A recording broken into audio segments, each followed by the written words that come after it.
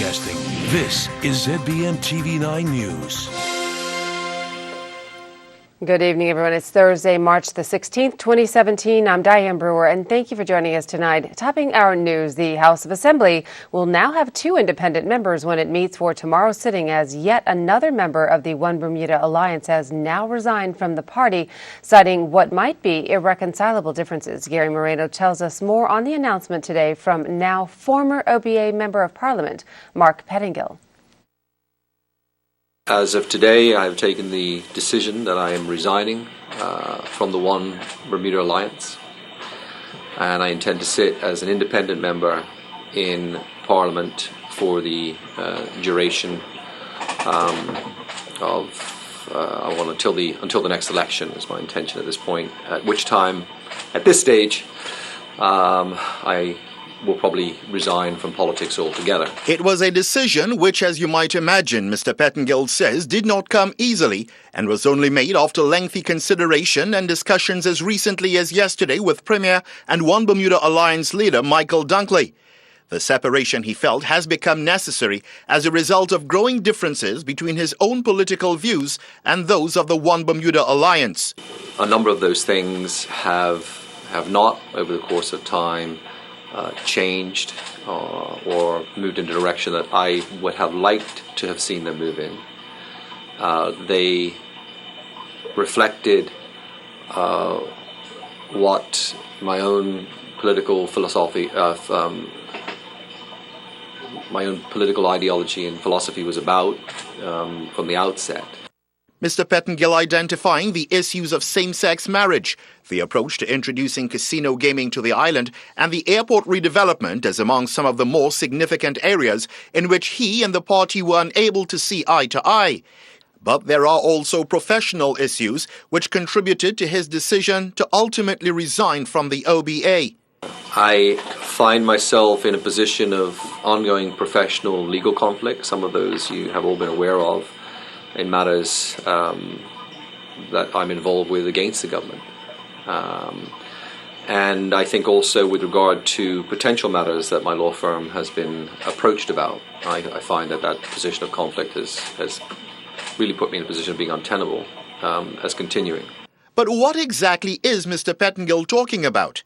Bearing in mind that he has previously provided legal representation to embattled former Premier Dr. Ewart Brown. I have not been approached in relation to acting specifically for Dr. Brown. Mr. Crockwell and I the other night had a pretty significant meeting with 150 plus of his patients at the Cathedral Hall. We have been approached by a number of those people. In fact, Mr. Crockwell represents one of Dr. Brown's patients on the warrant issue. And I anticipate, and of course that's a Bermuda police matter, but I anticipate that we will be instructed by others in that regard. Mr. Crockwell, of course, being former OBA colleague, now fellow independent Sean Crockwell, who, like Mr. Pettingill, has from time to time expressed support for ideals espoused by the opposition. That, he says, does not mean he has any intention of crossing the floor. In fact, far from it. In the interest of the country, I sincerely wish the government every success in the remainder of its tenure. And you know, the fact of the matter is that the OBA, I'm pleased to say, I'm proud to say, I was in cabinet and have accomplished a number of very many positive things for the island, and I hope they'll continue to do so. And I have no doubt that, you know, with regard to legislation that's coming forward, they will have my support on a number of matters. And I've certainly indicated to the Premier that, you know, I'm there to advise and give counsel should I be asked. And I think that he may well take me up on that. Mr. Pettingill, though, confident he has not in any way let down those who voted him into political office, and contends many of them have supported his decision, urging that he could better serve the country as an independent, an opinion to which he now clearly subscribes, as he argues that party politics has failed the electorate, and 2 strong independent candidates will ensure the government and opposition are kept in check. Gary Moreno, reporting for the Bermuda Broadcasting News. And Premier and OBA political leader Michael Dunkley had this reaction to Mr. Pettingill's resignation. MP Crockwell was very disappointing when he went independent some months ago. And now with MP Pettengill, I received a notification this morning, and obviously I'm again very disappointed because I consider him not only a trusted colleague, an advisor, but a friend. And it might seem strange, Gary, but in politics sometimes it's very difficult for people who are not involved in a party or organization to understand why things happen. But I think he was very clear in what he said. He gave his support in various areas. He wanted to make sure that Bermuda was stable going forward, that he would support the government and the legislative agenda where he can. And I know that our friendship will live on, and we will continue to dialogue over issues. The critical thing at this time is that we need to make sure that Bermuda remains stable. We have so much work to do. The country's not ready for an election at this point in time. There are some in the opposition who might want that, but it won't serve any of us well. Meantime, the Progressive Labour Party states, quote, in reaction to Mr. Pettingill's resignation, the news that yet another OBA MP, Mark Pettingill, has found it necessary to resign from the party he helped found to sit as an independent, calls into question the direction of the country and is yet another signal that the leadership of Michael Dunkley is directionless, ineffective, and weak. The quote continues, it should be jarring to all Bermudians that we now, for the first time ever, have a minority government at the helm, and that the OBA cannot secure the passage of any legislation without the assistance of the independent or opposition members.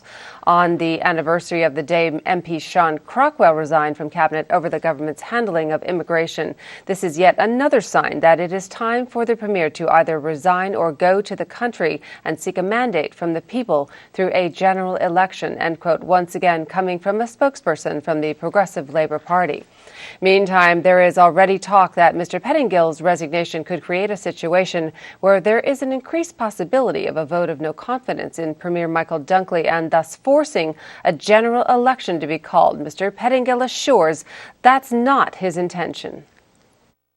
I've had to weigh that, and I'm not, I've indicated, that I'm not supporting that. I don't, one man can't take on, no man's an island, right? And you can't take on something with a view to that type of destabilizing and so on. So that is not the approach. But to thy own self be true at the end of the day. And if you get to the point where you're that fundamentally diametrically opposed, as I have been, and have issues with things or approach all the time, then you have to weigh that. I think actually, my hope is I potentially bring more to the table for the country as an independent and speaking on issues than sitting mute and biting my lip. As a member of a political party. So yeah, of course there is that, and party politics is what it is, and the other party may see that there's some strength in that. But I like I said, I'm not crossing the floor. I have been crazy, but that's just all right.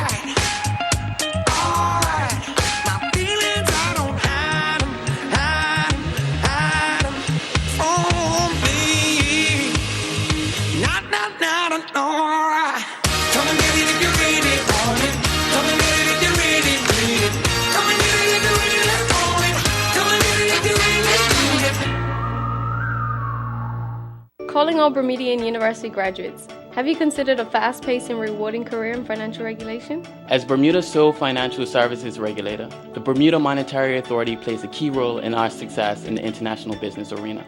If you are driven, focused, and ready to challenge yourself, then apply to our graduate training program. Visit bma.bm for details or check out our Facebook page. We're accepting applications from January 3rd until March 31st. The Bermuda Monetary Authority's graduate training program. Challenge yourself. Government today celebrating the finalization of its financial arrangement with Canadian officials over the controversial airport redevelopment. Surrounded by visiting Canadian officials, including some from the Canadian Commercial Corporation and ACON, Deputy Premier Bob Richards today reflected on the complex nature of the agreement between both countries. We have completed the negotiation of definitive, detailed terms to oversee the project's implementation, and I am happy to say that the construction of our much-needed new state-of-the-art airport can now commence. The airport redevelopment project is one of the most important capital projects ever undertaken in our island and will play a crucial role in the recovery of the Bermuda economy. The government has remained committed to developing Bermuda, to providing jobs, to constructing a new strategic asset. And Premier Michael Dunkley tonight hitting back at a front-page article in yesterday's Daily questioning the actions of 4 senior civil servants mentioned in the report from the Commission of Inquiry into the Auditor General's report for fiscal 2010 to 2012. Mr. Dunkley reminding the individuals mentioned were not accused of any wrongdoing. The leaders of the civil service are supposed to give advice to ministers. It's up to ministers what they do after that. So I think it's unfortunate. It's very unfortunate that the Daily will just focus in on a select few and castigate them for it when there are a number of people involved in every situation that takes place there. Now, as a minister, as a premier, I'm never going to blame a civil servant because I make the final decision. It is incumbent upon us as leaders, as ministers, cabinet ministers, to make sure that we take the advice or don't use the advice in an appropriate way and don't blame someone else. They're there to do their job. And, by focusing on the key civil servants, they're not going to come out publicly in the paper and make a big deal about it because they're professionals. They know what their responsibility is. So I ask everyone in the public, especially members of the media, let's try to tone it down a little bit, because at the end of the day, the most important thing for us is to make progress on recommendations to improve the operations. It's not about personalities. It's not about politics.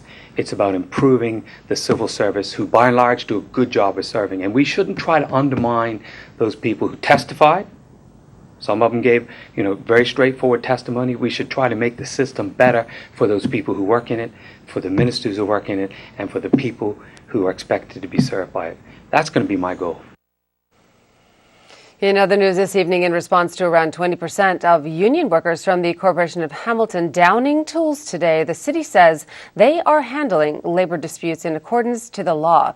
They explained the corporation granted to its industrial workforce the opportunity to attend a meeting at the Bermuda Industrial Union regarding work ethic as well as productivity. In actual fact, they claim the meeting was to inform the workers that the city refused to come to the table regarding ongoing internal labor matters and claims of unfair dismissal of a number of employees. The corporation says it's unfortunate, but the union is being very disingenuous with the facts in this instance, and it is well aware of the extreme efforts the corporation has and is going to work with the union on labor issues. Quote, the corporation vehemently denies the accusation and categorically states that it is working with its legal representatives and the chairman of the tribunals to agree a date for preliminary hearings for the 2 tribunals to be heard.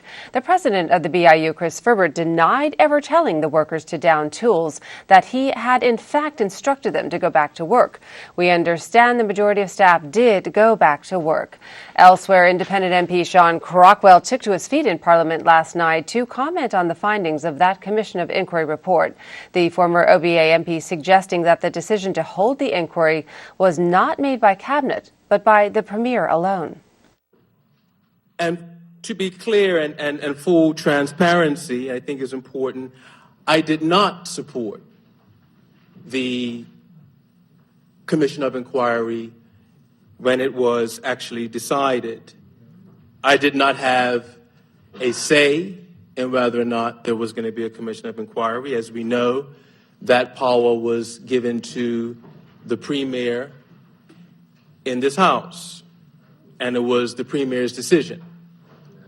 It was not a cabinet decision, and I didn't know if that was controversial. I thought it was common knowledge. It was not a cabinet decision. It was a decision of the Premier, and whether or not the Premier consulted members of his cabinet, I don't know, but I did not have a say in the decision, and I expressed my concerns about the decision when it was made, but it was in the sole discretion of the Premier. But I was critical of the decision for various reasons. One, it was my view that the Auditor General's report on government's consolidated fund for years 2010, 2011, and 2012, and the various special reports we've seen over the years, and other reports we've seen, were sufficient. Turning to weather news, a mix of sun and cloud and a chance of a shower or two for our Friday. Here's the latest from a BFM AccuWeather report.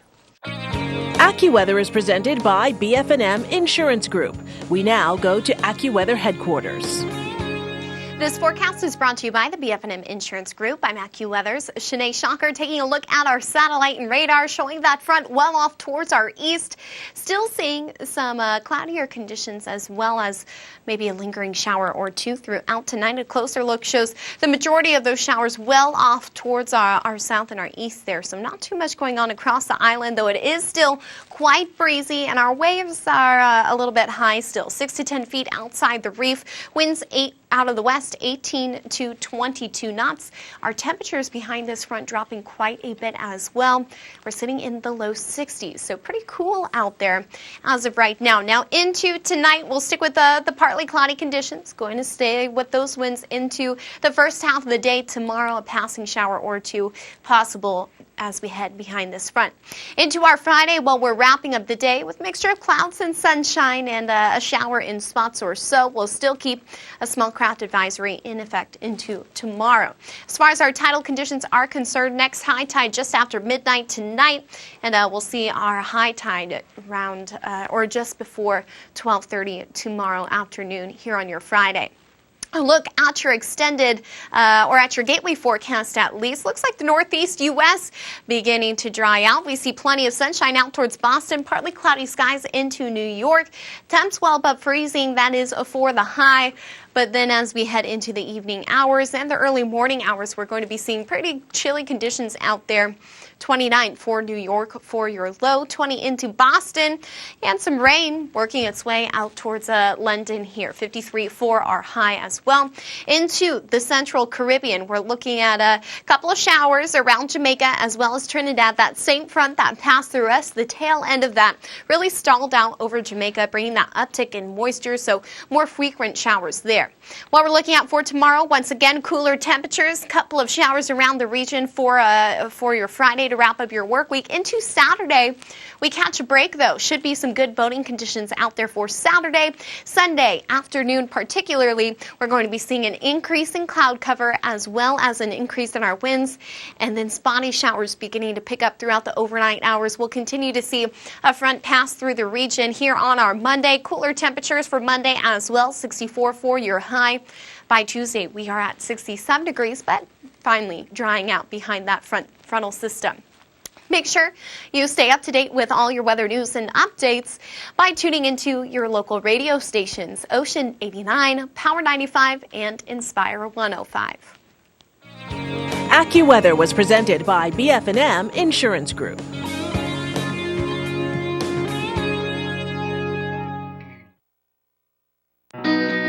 Introducing Create, your style, your way. We at Big Savings Zone understand that you are unique and your style is personal. We know that your home is a reflection of who you are, and that's why you should create it your way. First, choose your style. Second, choose your color. Third, choose your accent pillows. With these 3 simple steps, you can now design your perfect living room. You are one of a kind, and so is your home. So create your style, your way. Exclusively available at Big Savings Zone, Southside, St. David's.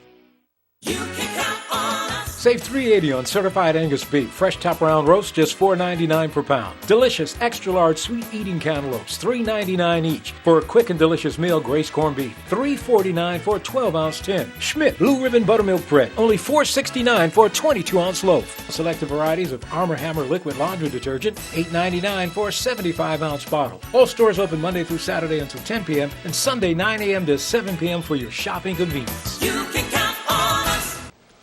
The opposition Progressive Labour Party tonight taking the credit for a parliamentary motion Wednesday night that caused government to rethink its current immigration policy, which the PLP says is adversely affecting local entertainers.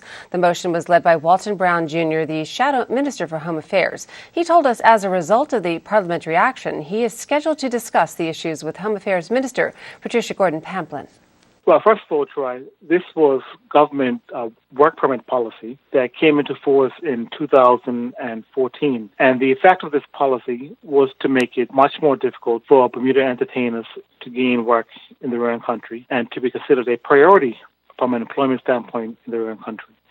So the PLP motion, which I led last night, was designed to persuade the government to rethink its existing policy regarding entertainers and work permits. I'm very happy to say that after a robust debate in which everyone who spoke effectively, essentially spoke to the tremendous talent and the need for opportunities for local entertainers, that government agreed that they will rethink some of the current provisions in work permit policy as it pertains to entertainers. And so as early as next week, myself and the Minister for Home Affairs, Pat Gordon-Pamplin, we will discuss some of the areas that are contentious with a view toward rectifying them, give the local entertainers the opportunities they so justly deserve in their own country. The PLP said that the government's policy, as intended, had hurt local entertainers. Can you give us one example of how it would have been to their detriment? Sure. The revised policy no longer required that prospective employers consider Bermudian entertainers first and foremost. So that was a change from what had been the status quo prior to 2014. So that made the local entertainers marginal in comparison to the foreign entertainers. And attempts to obtain reaction from the Minister for Home Affairs and the One Bermuda Alliance were not successful by news time. Turning to sports, Bermudian football gets England call-up and golfers are ready for the Par 3 World Championships. Earl Baisden has more in tonight's sports report. Nathan Trott has received his first England Under-19 call-up for the European Elite Round qualifiers, which are scheduled to run March 22nd through to the 27th. England are in Group 3 with top seed Spain along with Norway and Belarus. Last night at the BAA Field, Devonshire Colts were officially relegated to the First Division for the 2017-18 Bermuda Football Association season following their 4-0 defeat to the Dandytown Hornets. After a scoreless first half, Kwande Lathan gave Dandytown Hornets the lead in the 53rd minute. The lead was doubled in the 71st minute when Eusebio Blankendow found the back of the net. 1 minute later, Tomiko Guda would secure the points for the Dandytown Hornets when he scored, and Angelo Simmons would close out the scoring with a goal in the 73rd minute. The Grey Goose World Par 3 Championships kicks off tomorrow at the Fairmont Southampton's Turtle Hill Golf Course. Several top golfers will take on the 36-hole championship. Chip Beck, a Ryder Cup winner, is happy to be in Bermuda. I think it's nice to play with the ladies, the amateurs, on both sides. So that's unique, and I think that Bermuda's unique, so it's a great combination. We are going to have some Ryder Cup stories at dinner, and I always enjoy that. That was the first year we actually made money in the Ryder Cup. I think they made $90 million that year, $60 million I think it might have been. And it was the first time they televised it live in Europe. So that was pretty cool. So I was young enough at that time, and yet it wasn't too long ago. So we have some experiences to share that can give us some semblance of how important the Ryder Cup was in my career, but also in the world of golf. So I appreciate you inviting me. I love to come down here. I must say it is relaxing, and unfortunately you're talking about bad weather, but from where I'm from, this is great weather. I mean, no sweaters and jackets, can't beat it. Ladies European Tour and LPGA Tour winner 3 times, Trish Johnson, thanked everyone for the invitation to this event. First of all, thank you for inviting us here to Bermuda. It's my first time. It's everything I expected it to be. Let's put it this way, when you're invited to play in a par 3 tournament in Bermuda, it doesn't take that long to say yes, it really doesn't. And we actually had a European Tour event this week, and there was no second thoughts about playing in that rather than playing in this, so I think that shows you how much we all wanted to come and play here. The golf course there's something very special about a par. I've never actually played a par 3 course before, certainly not in a tournament. I've played a few par 3 holes, but this is something special. I mean, the views are It goes without saying they are phenomenal, but it's just such a great combination. There's a lot of short little holes, but there's some absolute monsters as well where the wind gets up. So I'm really looking forward to that. I think it's a great format to play the women with the men. We had a tournament in Australia at the start of the year. I think Liv played. It's slightly different, and the men compete in their own tournament, and the women but they play one group's a 3-ball of men, one group, so everybody interacts, and it's such a great atmosphere. The Digicel National Squash Championship semi-finals are now set and got underway earlier this evening, with the men's and ladies defending champions and number 1 seed still on track to defend their titles. On the men's side, in action last night at the Devonshire Squash Club, Michael Franklin did not have things all his way when he been up against Robbie Maycock, who took a 1-0 lead when he won the first game 12-10. However, Franklin began to command the court and took the next 3 games 11-4, 11-7, 11-5. The number 2 seed, Noah Brown, also advanced to the semi-final after he defeated Headley Farah 11-4, 11-3, 11-1. The semi-finals will see Franklin taking on Kristen Johnson, who defeated Anthony Fellows 11-7, 11-5, 11-4, and Brown will face off against Patrick Foster, who defeated youngster Taylor Carrick 11-5, 11-6, 11-7. Barnes eased her way into the ladies' semi-finals after she defeated Megan Jackson in 3 straight games 11-4, 11-2, 11-7. Number 2 seed Susie Lacey defeated Abigail Brewer 11-3, 11-6, 10-12, 11-6. Barnes is set to meet Maury Doherty, who defeated Denise Kime 11-4, 11-5, 11-4, and Lacey will face off against Jane Craig, who defeated Charlotte Toogood 11-9, 13-15, 15-13, 11-7. It was the turn of the senior schools at the National Sports Center earlier today as the Bermuda School Sports Federation Track and Field Championships continued. The senior schools took part in qualifications with the finals set for tomorrow beginning at 4 p.m. Manning Ferrara, the administrator of the Bermuda School Sports Federation, gives us the highlights from today's prelims. Today we had a record broken in the over 16 girls, 3,000 meters. It was formerly held by Sade Ritter from Cambridge Academy back in 2001. And it was broken today by Brianna Mendez from Bermuda High School with a time of 11 minutes and 40 seconds. Also in the over 16 girl age group, Sakari Famous won the high jump.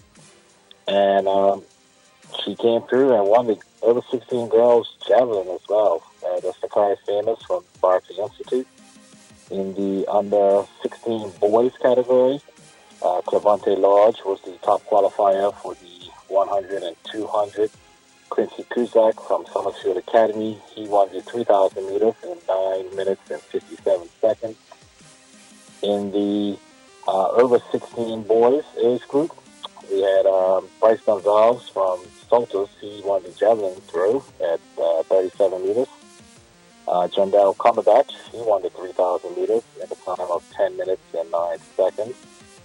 And Hassani Samuels from Cedar Bridge Academy, he won the shot put with 12.3 meters. And in the girls under 16 category, we have Taylor Hines from Bermuda High School. She was the top qualifier in the 1 and the 4. And Skylar Powell from Warwick Academy, she won the 3,000 meters. And Michaela Outerbridge was the top qualifier for the 800 meters from Bermuda High School. I'm Earl Baisden with Bermuda Broadcasting Sports. And that's our newscast for tonight. I'm Diane Brewer. Thanks for joining us. Have a wonderful evening, everyone. Good night.